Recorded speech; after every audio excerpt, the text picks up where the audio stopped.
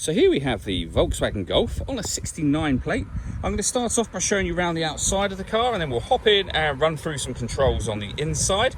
But from the outside, you can see it's a 5-door car with alloy wheels. Let's start off inside the boot and then work our way around the rest of the car from there. So as we approach the boot, you can see we have reversing sensors, plenty of boot space as well, along with that 60/40 split folding rear seat. And then underneath this tray section, a space saver spare wheel. Okay, so we're just going to work our way back round to the front of the car, and then we'll hop in and run through some controls on the inside. But now that we've done a full circle of it, you can see it's in excellent condition the whole way round. Just briefly before we climb in, I think it's well worth seeing the interior from this exterior point of view. There's plenty to run through on the dashboard, so let's hop in and we'll do that right now.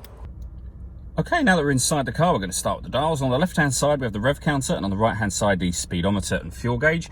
In the middle, you can see the total miles of this car, which are 2,422.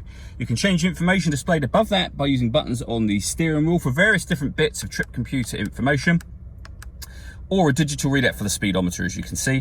There are other menus available: assist systems, navigation, your audio, telephone, vehicle status, and then back round to where we started. And to go through those buttons, let's go through those options on the screen. You use these buttons just here. We've also got phone controls over that side, and then stereo controls here, as well as cruise control and speed limiter.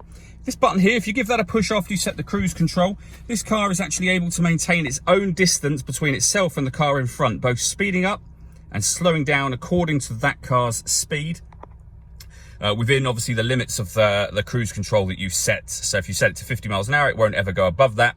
But it will slow down if the car in front slows down. There's a video showing that working on both our website and also on our YouTube channel. It's well worth checking out if you have the time. Over in the middle is where you will pair up your phone, amongst other things. Those other things, of course, being your music. So radio-wise, we have DAB, FM and AM radio. If you want to listen to your own music, you can do. You can do that via any of these here, including Bluetooth audio. So once you pair your phone, you can make and receive phone calls, of course, but you can also stream your music wirelessly as well. You can pair your phone here. We have satellite navigation just there. So there's a full video that actually shows how that works that you can find on our website and on our YouTube channel. Again, well worth checking that out if you have the time. Below that, we have the air conditioning. So you can set the temperature, the fan speed, the direction of the air.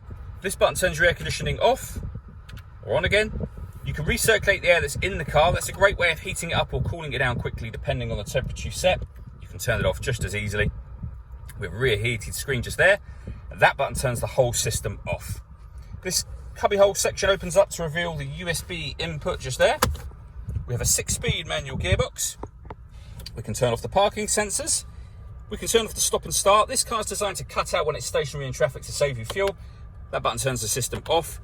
And hit this button, you can change the driving setup of the car. You can put it in eco, normal, sport or individual. And under individual, you can see all of the things that you can change just there. All that leaves me to say is thank you for taking the time to watch this video.